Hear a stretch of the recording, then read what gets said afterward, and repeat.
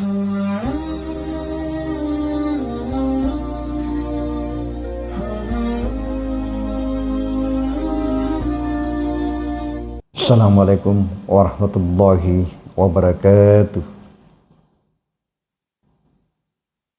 Alhamdulillahilladzi khalaqal insana fi ahsani taqwim. Asyhadu an la ilaha illallah wa asyhadu anna Muhammadar Rasulullah. Allahumma shalli ala sayyidina Muhammadin wa ala ali sayyidina Muhammad. Amma ba'd. Pertama-tama marilah kita panjatkan puji syukur kepada Allah Subhanahu wa taala sehingga di sore hari ini kita masih diberikan kesehatan dan kenikmatan oleh Allah Subhanahu wa taala. Untuk itu kita lanjutkan sebagai berikut. Kemarin tema kita untuk meningkatkan kualitas iman kita kepada Allah Subhanahu wa ta'ala. Maka marilah kita benar-benar kita patrikkan rasa takwa kepada Allah Subhanahu wa ta'ala. Dan hati-hati kita agar tidak mudah terlepas walaupun kita di mana kita berada dalam keadaan yang bagaimanapun, ya. Karena untuk meningkatkan nilai-nilai iman kita kepada Allah Subhanahu wa taala,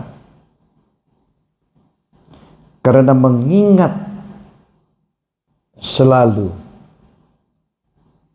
kita dilahirkan dengan roh kita yang masih di alam arwah. Itu dulu. Dari alam arwah pindah ke alam rahim, pindah ke alam dunia. 3 kali kita pindah. Nah, gimana caranya untuk meningkatkan itu? Karena seluruh manusia yang telah berjanji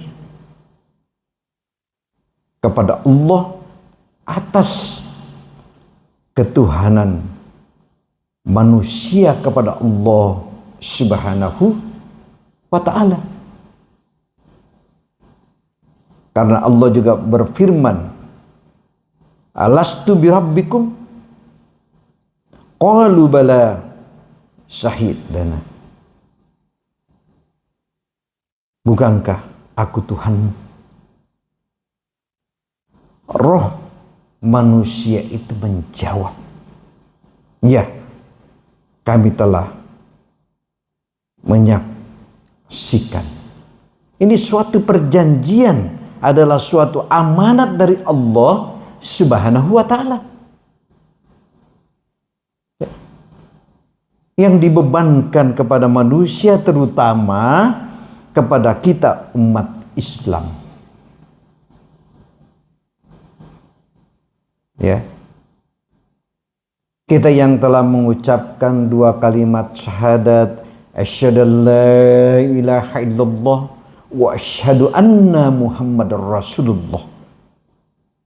Saya bersaksi tiada Tuhan yang wajib saya sembah kecuali hanya kepada Allah Subhanahu wa ta'ala, dan aku bersaksi bahwa Nabi Muhammad benar-benar adalah utusan Allah.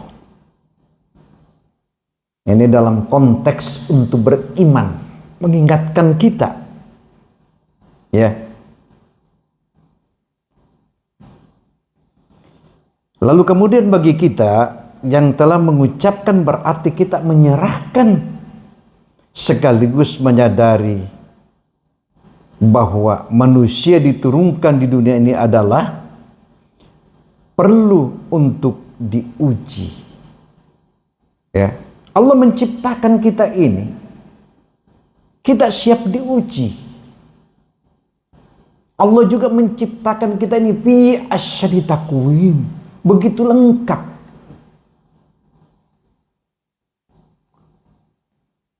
Kita diuji juga. Maaf sedikit, kurang enak badan. Kita diuji.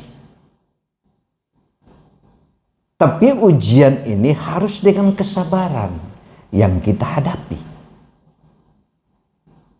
Ya. Kita harus kerja keras. Coba kita melihat Rasulullah, tantangan ke depan begitu sangat berat. Begitu lahir dia nggak sempat melihat ayah. Umur 6 tahun itu dia tidak sempat melihat ibu. Lalu kemudian dibawa sama pamannya untuk berdagang ke paman Syam, lintas negara, istilahnya Syria. Itu Rasulullah besar ujiannya. Kita sebagai umatnya kecil yang diberikan ujian. Nah, kita melihat satu contoh. Banyak orang bisa memberikan contoh, tapi sedikit orang bisa jadi contoh. Ini yang kita lihat. Ya. Yang saya katakan tadi, bagi kita yang sudah telah mengucapkan, berat kita menyerahkan sekalian, menyadari bahwa manusia yang diturunkan di dunia ini adalah perlunya untuk siap diuji semata-mata. Ini kalau kita melihat, karena Allah juga berfirman, kamu sekalian pasti kami uji dengan rasa takut, kelaparan, kekurangan harta, kematian, dan kekurangan makanan, sampailah kabar gembira kepada orang-orang yang bersabar. Indallah wala sabirin. Sesungguhnya orang-orang yang paling sabar sangat dicintai oleh Allah Subhanahu wa ta'ala. Ini suatu kebutuhan. Perlu suatu kesabaran. Apapun bentuknya. Ujian dan tantangan apapun kita diberikan oleh Allah, intinya satu, harus sabar menghadapi ujian itu.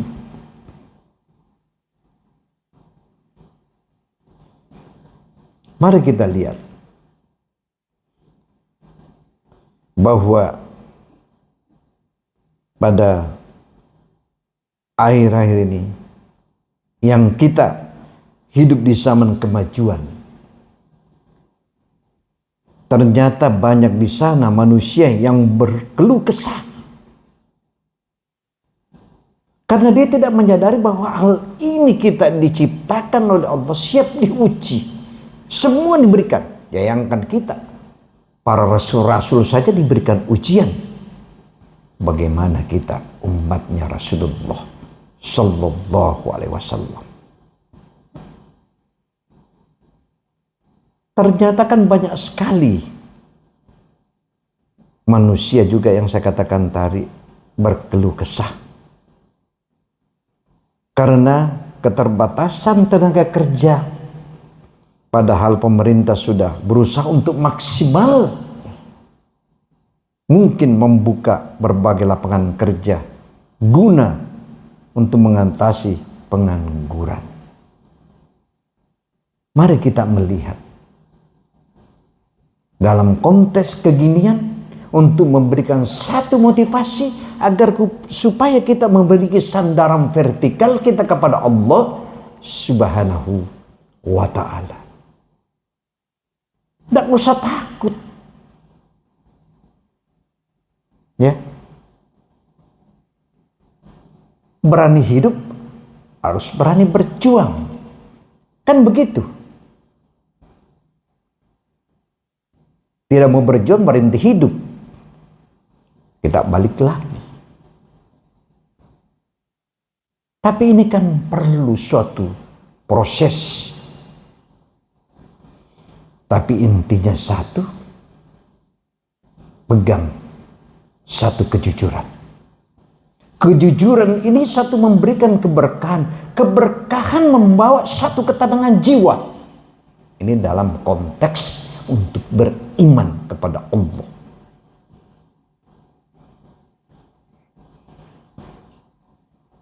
Dan kita harus menyadari hal itu. Tidak boleh kita berputus asa dari rahmatnya Allah.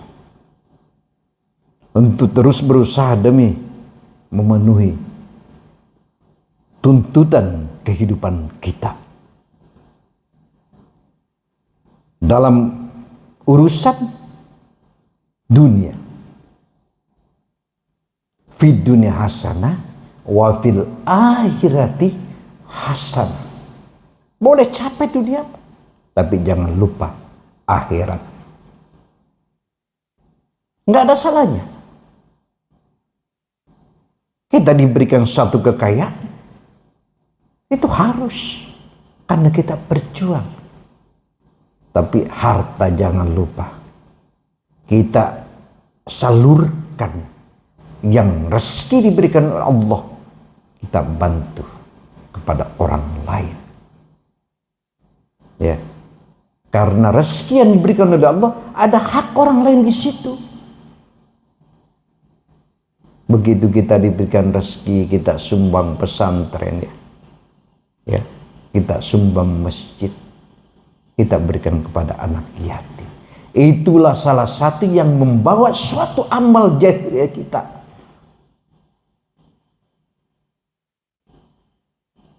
Ini kita harus melihat dan harus menyadari bahwa jabatan, pangkat, ya, harta sekedar suatu titipan oleh Allah Subhanahu wa ta'ala. Titipan ini harus dijaga baik-baik.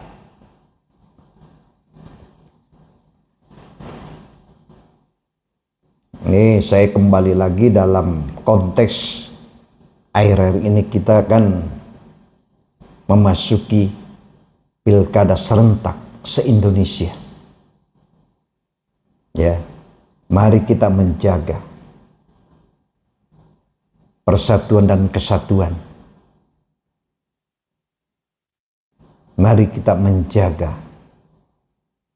agar supaya pilkada kita ini terlaksana dengan baik. Mulai dari pemilihan wali kota, bupati, dan gubernur. Itu serentak. Ini saya pisahkan dulu. Karena kemarin itu saya ada di Sulawesi Tengah. Melihat 3 pasangan calon yang mendaftar di KPU Provinsi Sulawesi Tengah. Saya melihat itu. Ya. Berpendapat kita ini boleh. Tetapi jangan kita pecah belah. Cuma persoalan segelintir partai, kita ribut, kerdil kita berpikir. Nah, sekarang kita ini, yang saya katakan tadi, bagaimana kita harus meningkatkan kualitas iman kita. Begitu kita terpilih jadi wali kota, jadi bupati, jadi gubernur, kita pertama memikirkan adalah apa? Misi visi kita, janjian kita kepada rakyat kita pertama satu kita penuhi. Bagaimana kita mensejahterakan rakyat kita? Bagaimana kita harus membangun daerah kita? Bagaimana kita harus meningkatkan pendapatan asli daerah? Itu suatu sistem politik dan kita berpikir secara demokratis.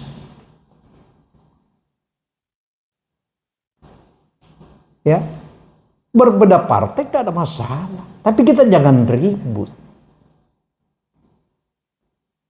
Jangan kita mentang sudah banyak duit kita kecilkan orang, nggak boleh seperti itu. Ya. Kita harus berpikir secara demokratis. Mari kita sama-sama Ya, bertanding tetapi yang sehat. Mari kita sama-sama. Enak kan kalau kita bareng-bareng duduk, ya kan? Saling tertawa, saling senyum, saling makan bersama-sama. Jangan kita memfitnah orang. Ya, pasangan-pasangan kita sangat kecilkan. Dan ini Pak, jangan lupa. Jadi pemimpin ini pertanggungjawaban di hadapan Allah Subhanahu wa ta'ala. Berat Pak. Ya. Kita sudah berjanji kepada rakyat kita. Bagaimana kita membangun jalan ini. Bagaimana kita harus mensejahterakan rakyat. Bagaimana kita harus memperhatikan rakyat kita. Itu kan misi-visi ke depan. Intinya satu, bagaimana daerah kita harus membangun, membesarkan pendapatan asli daerah kita tingkatkan. Ya. Bolehlah kita berpolitik. Persaingan itu wajar di dalam pesta demokrasi. Ya. Jangan coba saling kita sedikit-sedikit kita cerita kejelekan orang. Enggak ada nilainya di hadapan Allah. Saya saksikan pendaftaran KPU. 3 pasangan calon gubernur Sulawesi Tengah. Oh, luar biasa. Dan itu putra-putra daerah. Semuanya. Kita membangun daerah kita sendiri. Luar biasa. Ini saya melihat sudah saling sindir, saling menyakitkan, saling menceritai orang. Lalu kemudian kita sudah sombong, punya uang banyak. Lalu kemudian kita kecilkan orang. Ngomong aja nggak benar. Ya. Kita kan berpolitik ini secara demokratis. Dan bagaimana kita harus saling menyayangi. Bukan saling memfitnah. Saya cuma memberikan masukan. Ya. Persaingan itu boleh. Tapi persaingan yang sehat. Dalam konteks demokratis.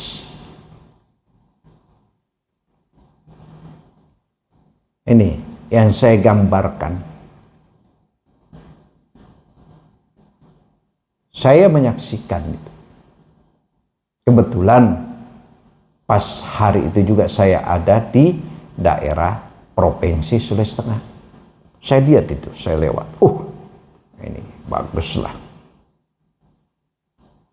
Cuma saya mengingatkan, jangan sifat-sifat sombong. Karena orang yang sifat sombong itu sangat tercela. Kata Rasulullah Sallallahu Alaihi Wasallam, jangan. Ya, marilah kita sama-sama memikirkan daerah ini, membangun daerah ini. Jangan terlalu banyak menjanjikan kepada rakyat. Begitu terpilih, janji itu sudah hilang. Dan itu kita harus pertanggungjawaban ucapan kita kepada Allah Subhanahu wa ta'ala. Ya. Saya menyampaikan ini karena untuk memberikan satu motivasi terhadap para calon-calon gubernur Sulawesi Tengah ini, ya. Untuk itu memberikan yang sebenar-benarnya. Intinya satu, jangan saling menyakitkan, saling menjelekkan orang, ya kan? Persaingan yang sehat dong. Kalau orang yang pintar, yang cerdas berpolitik bagaimana? Harus demokratis. Kalau kita melihat-lihat Obama begitu terpilih, lawannya kan Hillary Clinton. Terpilih jadi presiden Obama, dia angkat musuhnya Hillary Clinton jadi menteri. Coba lihat, itu contoh yang kita bisa lihat, yang sangat demokratis, bukan sifat dendam. Kalau itu yang kita melihat, padahal cuma dua partai loh, Partai Republik dan Partai Demokrat. Ini, aduh, mohon maaf ini, karena ini sudah lari ke politik, tapi tidak. Saya cuma mengingatkan agar supaya bagaimana rakyat kita bisa sejahtera, bagaimana pendapatan asli daerah, bagaimana kita harus membangun daerah kita sendiri. Ya, demikianlah penyampaian saya. Wisikum wa bittaqullah. Wassalamualaikum warahmatullahi wabarakatuh.